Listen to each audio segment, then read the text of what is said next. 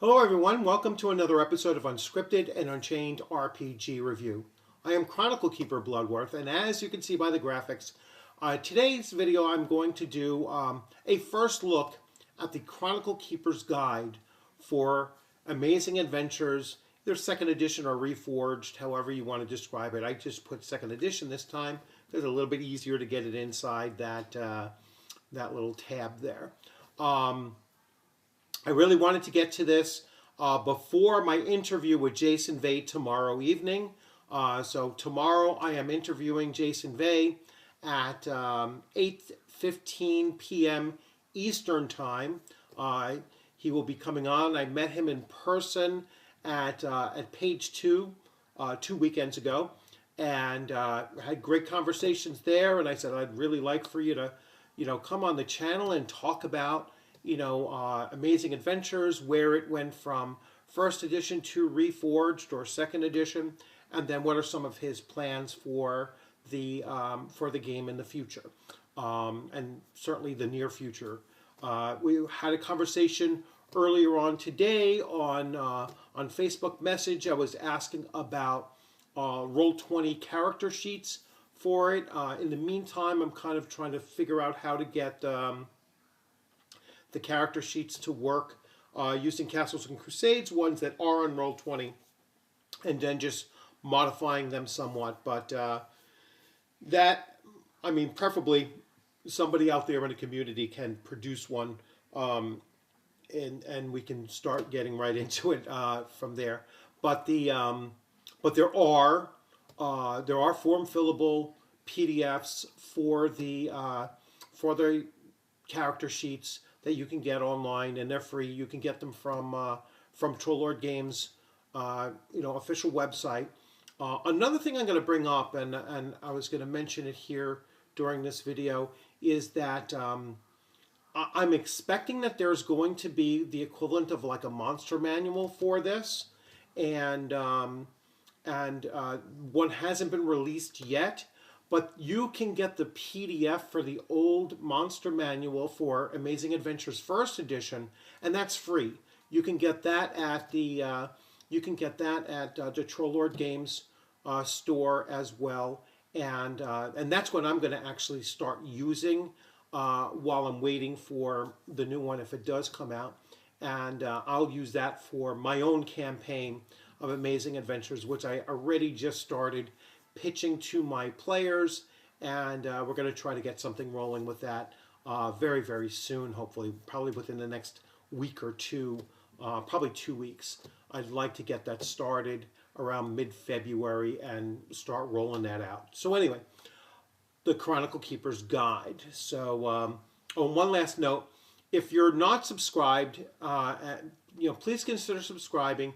Hit the alert button. That way you'll know when the live stream tomorrow night is going to hit. You'll get a little bit of advance notice, so make sure that you get a reminder and everything, because I think that this interview is going to be really, really big, because there's a lot of people out there that are looking for something that is straight up fantasy tabletop role-playing games, and this is kind of and you'll see as I go through this, you can really mix a lot of different themes. They're all pulp action, but you can list all kinds of themes and subgenres and what into this game system, and that for me is something I'm really excited about taking a look at. So anyway, without further ado, I'll go to larger screen here. So this is what I'm talking about, the Castle Keeper's Guide.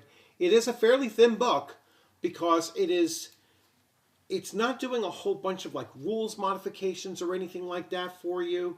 It does give you some optional rules, but for the most part, it is talking about, how to run Amazing Adventures utilizing a number of different, tips and hints and themes and that kind of thing.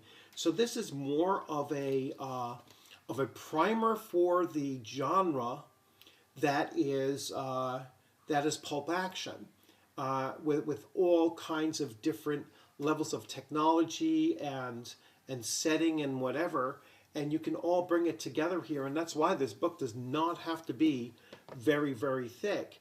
Most of the core rule book has everything you need to be, a player, and then a lot of information in there for the Chronicle Keeper, him or herself as well. And then, like I said, hopefully there is a monster manual, whatever they call it, manual of monsters, I believe, that will come along with this. And I'll open that up just to give you an idea while we're going over this. So I am going to switch views once more, and I'm actually going to pause this just for a second to bring up that PDF. Okay, so I've taken care of that. Sorry about that little clip. And so now I have that ready to roll, but I'm going to bring you to take a look at the Chronicle Keeper's Guide first. So here we go, and I will expand this view a little bit larger so that you can see.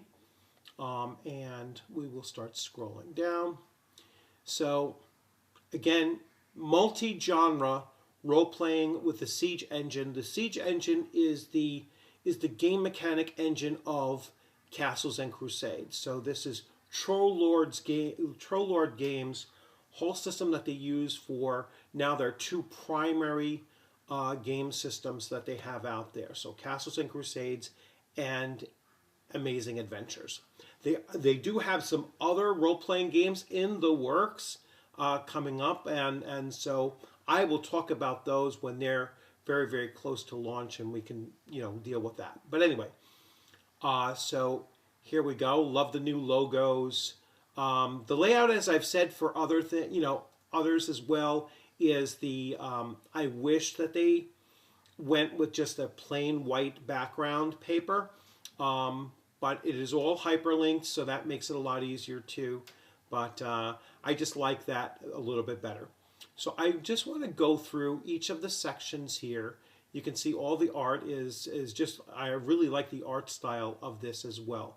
And this kind of captures what you would think of like pulp action here. So you have almost something like a Tomb Raider or a The Mummy kind of movie set in the early years of either the 1920s or 30s or whatever kind of setting you're going to put this in.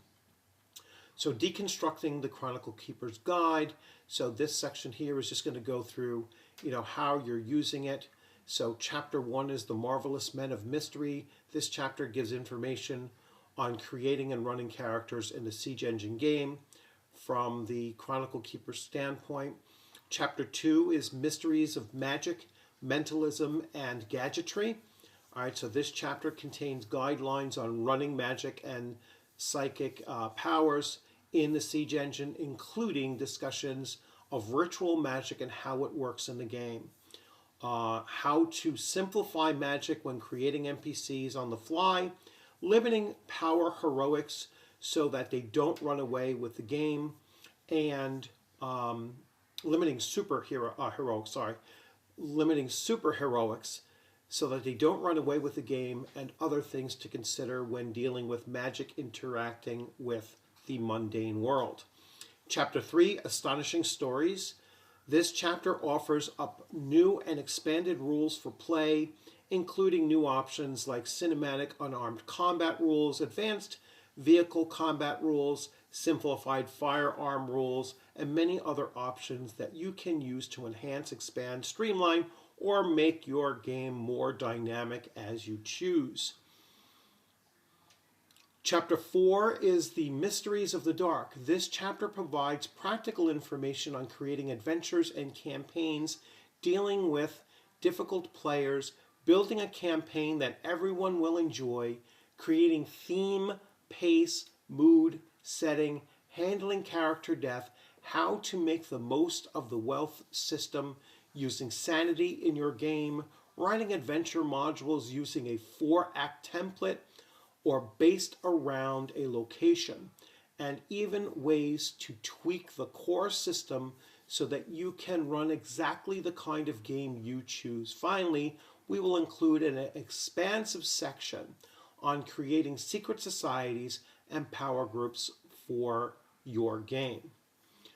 Chapter 5 is Spinning Strange Tales. This chapter looks at a wide range of genres, their tropes, and how you can create a unique feel to your game by applying the tropes of the genre.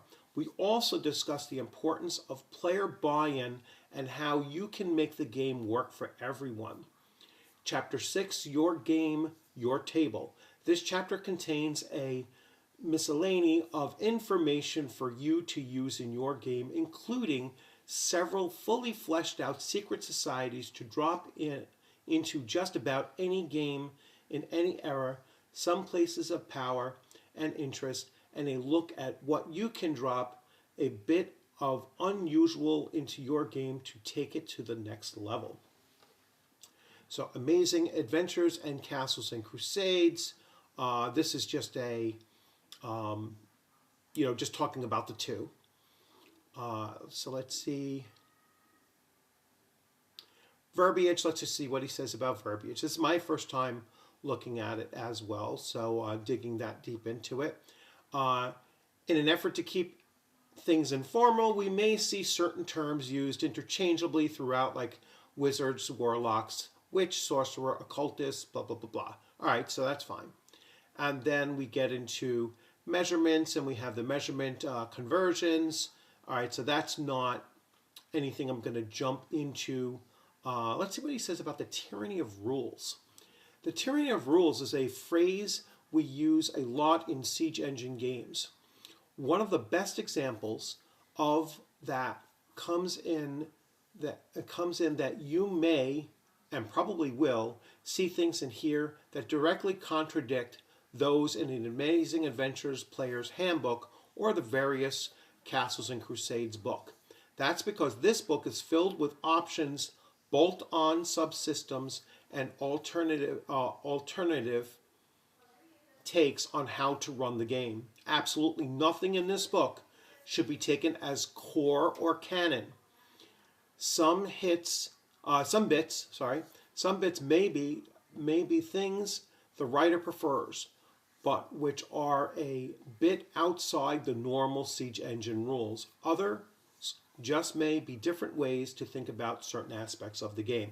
And I kind of noticed that when I was looking over the player's handbook for this, and not every skill that the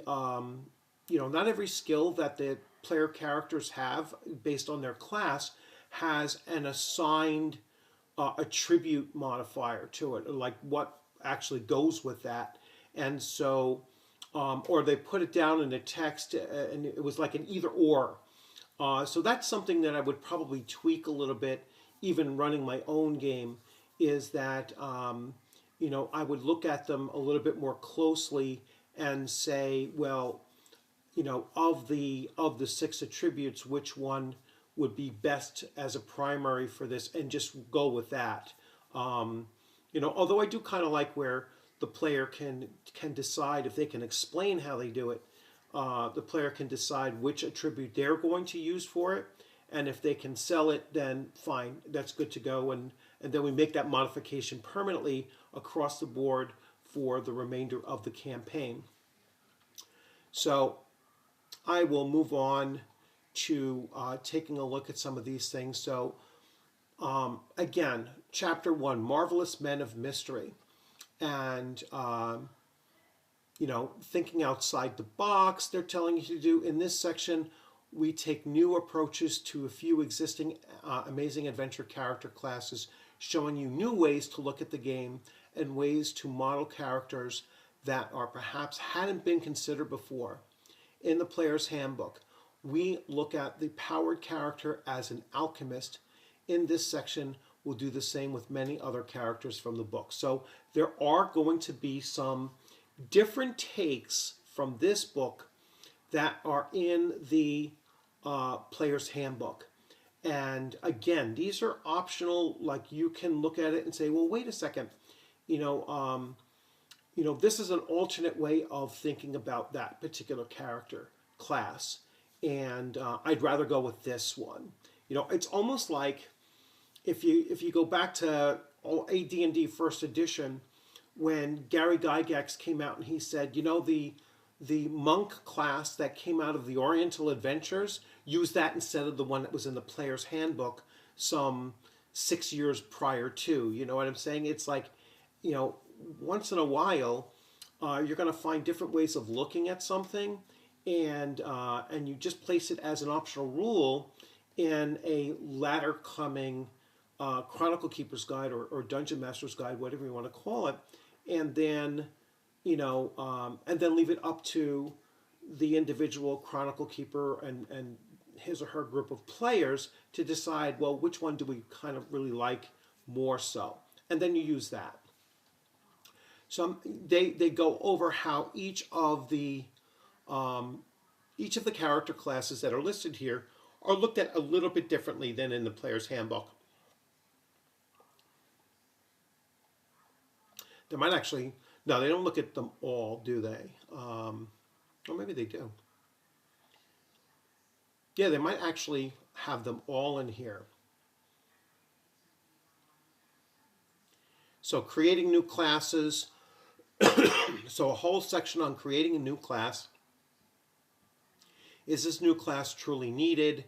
So yeah, asking you the question, and really this is something that would be great for the castle keeper, the Chronicle Keeper, to read before even running a campaign, and fully read it and just kind of get a sense of, not only what is the theme of my campaign going to be, what is the genre that is, am I going to mix genres in it, but then start looking at, well, before I make these decisions, is this truly needed in order to achieve the, the feel of the campaign that I'm looking for my players to walk away with, is this something that they're really going to enjoy, and I'm going to enjoy running it as well. So I like a lot of the tone of this book as being something like, here are some suggestions, here are things to think about. Before you do this, consider that. Those kinds of tips and hints is something that you normally don't see. At least I haven't, and in all of my many years of experience of looking at various game master or dungeon master or castle keeper guides or whatever you want to call them, or wherever they're called for their particular game systems. I really like the tone of this. I like the way that this is just coming out and saying, before you do, think a little bit about this or that, and then make sure that it's truly needed, or if it's really going to advance, or enhance the experience at your table, then, consider it. Consider using it. Modify it if you need to as well. So I'm really liking the tone. So here we go. We're still in chapter 1, and I'm going to continue going through this even after the interview. So I'm not going to just use this as a primer for the interview and then stop it and not continue covering Amazing Adventures. I kind of started a little bit late on doing this, and then I had my delay for for the convention and then coming home sick. So I really meant to be like 3 videos ahead of where I am right now, and that would have given you a lot of context, but unfortunately just not there. Wow, that's a really cool image. Look at this. You can see behind the face mask is, can a character be created as a powered? Yeah, sure. I didn't even read this section yet, but I was just like, yeah, why not? Level advancement and suggestions on level advancement. This looks like, so this is a monster level advancement. All right, that's cool. That's if you want to, if you want to have players play as monsters, you can have that in there as well. Skill packages. So these are going to be like kits, I guess, coming up here. Mundane activities don't require a skill, fine. Or maybe that's what those skills are. They don't have an attribute attached to them. breaking out skills, skill defaults, skill backgrounds and knowledge. So here we go. List of skills. Let's see. Here's how we'll get things categorized, right? So this will be very, very useful. And I might even hand this page out or streamline this page to hand out to the players so that anytime they're wondering, hey, I'm going to try to do something, which would I put in there? And then you could put that in there, for them. So like if they say, hey, I'm going to do some research, what skill would that actually fall under, or which attribute? Obviously it's going to be intelligence, but you can see other things like navigation or cartography is going to be under wisdom. It actually helps you organize thinking about those things that might not be on the character sheet, but there's something that they want to do. All right, and so that's where this comes into play. Again, just liking the way it's laying out with, laying out the skills and how not everything might be on your character sheet, but you might want to do it, and so how will you handle that? Science and technology, so we have research. These are all the skills. I'm not going to go through all of the skills. Generic class abilities, swapping between classes. So you can, one of the most interesting optional aspects of Amazing Adventures is the ability to swap out class abilities for generic class abilities, allowing a hero to take to have unique abilities outside of the archetype they are represents. Taking this to the next level then involves opening the door to make all class abilities a generic class ability. All right, so yeah, you can mix a few around. Like I was looking at pugilist, and when I think of a pugilist, I'm thinking of like a Steve Costigan, Robert E. Howard's, seafaring, boxer brawler kind of character. And when I look at pugilist here in Amazing Adventures, the final skill is a death blow, which your boxer isn't going to have, look to do. So I would alter that in some way, make it like more of a, they could still kill with a single punch if they wanted to, but give them the other option of having like just a total knockout and not getting up, for hours afterwards, kind of thing, instead of having it like a kill blow, which didn't make much sense to me in the context of that character. So I'm not going to go into chapter 2. I just wanted to talk. I'm going to switch over here, and I just wanted to talk about that. The way that this book presents itself to to both the Chronicle Keeper and the players, for players to understand too what this guide actually does. So this guide is really empowering the Chronicle Keeper to think about the various aspects of creating for their campaign here. And I really can't wait to dig into the other parts of this. So like I said earlier on, I am not going to stop my coverage of this just because the interview is tomorrow. I'm going to continue talking about this, talking about the player's handbook, and I am going to show you very briefly the original Tome of Monsters for this as well. So I'm going to switch views here in a second, and I will bring this up. It's the Manual of Monsters. So I'm going to switch and just show you that very quickly. So again, this is a, you can get this for free, free PDF on their website, on the Troll Lord Games website. And here, how to use this Manual of Monsters, how to read the templates, and so on. And then you have all of your list of many, many different creatures. So 97, oh, they have some weapons in here as well. So that's pretty cool too.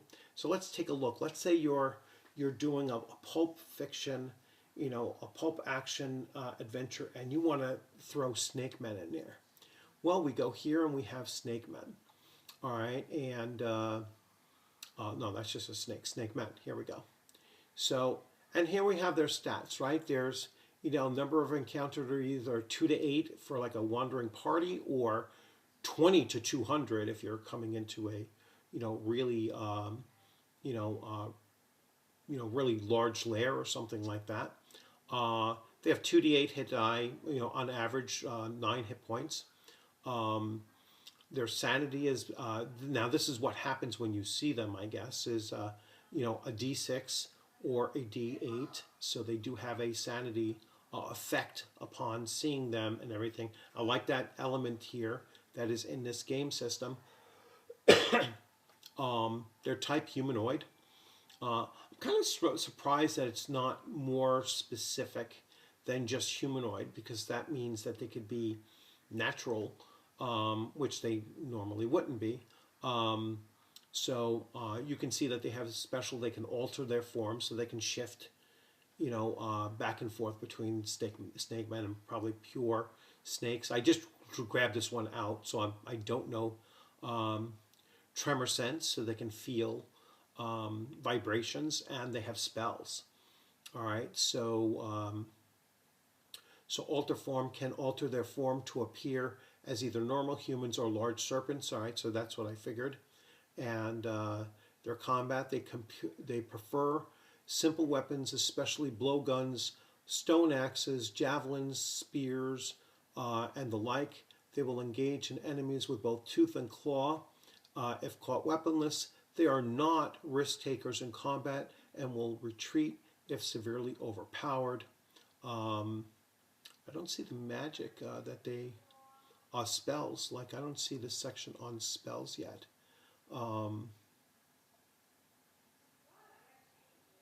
Oh, ability says Arcanus of a level equal to the character's hit die. So they would be Arcanus of second level Arcanus. So that explains that. So yeah, you can pull from this. Like I said, it is free, and you are going to be able to utilize this. You could also use the Castles and Crusades Monsters and Treasures as well, and throw those in there. There's probably some mirroring between the two, so that I think is going to be very useful as well. But I'm hoping that there's a new. Let me shift over. I'm hoping that there's a new, a new book coming out of that too. I'll definitely jump on that and get the new one. So I hope you enjoyed this video. Remember again, tomorrow night, 8:15 Eastern time, pop on in, listen to the conversation as going in. I will be fielding your questions during the, during the interview as well, as best I can. I'm a one-person show here, so I will monitor your questions. I will pop them up. If any questions are really relevant to amazing adventures and what, if I don't bring it up, with Jason, then then you certainly can. If you've never seen my videos when I'm interviewing somebody, I open the floor to the interviewee. I let them talk as much as possible, less of me talking. And so that's kind of my interviewing style, is that I like to just give them the floor and let them talk about their game, talk about what they're looking to do with it, talk about why they made changes. So it is pretty much off the cuff, free form. And I usually don't go into them with like a list of questions that I'm going to ask. I just let it happen. So so if you like that kind of an interview style, then certainly jump on in and just watch along. And like I said, your comments will be read, and they will be the ones that are really I think important to put out there. They will be displayed, and we'll discuss those as well. So you all have a great rest of your evening. I look forward to seeing you tomorrow night during the interview on the channel. And again, Remember to subscribe and hit that alert button so you get the notification of it. And if you are in the interview, watching the interview, then please feel free to leave those comments in there so I can address those as well. Have a good one. Take care.